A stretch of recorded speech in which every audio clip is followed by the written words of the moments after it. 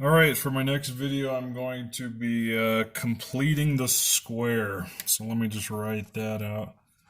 Complete the square.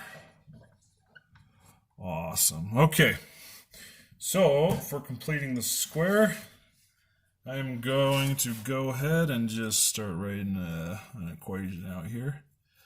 And we'll go x squared plus 10x plus 15 equals 0.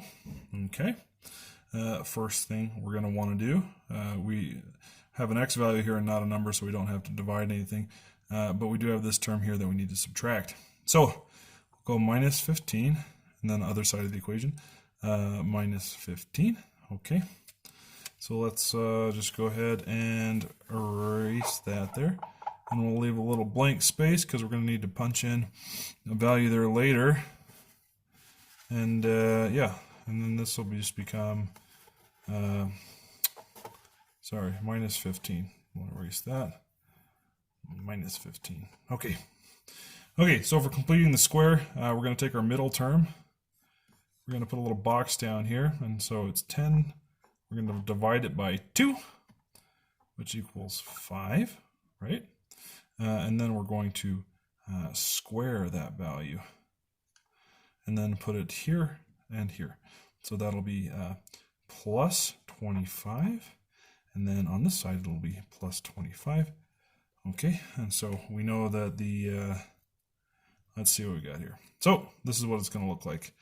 Since we know our value is 5 there, we're going to go x plus 5, and that'll be squared equals, the sum of these two numbers, which comes out to plus or minus square root of 10. Okay, good. And then, yeah, well, it's not square root yet, but we'll square root that side. We'll square root this side. And then we'll have x plus 5 equals plus or minus square root 10. Yeah, and then let's see, how do I go about this?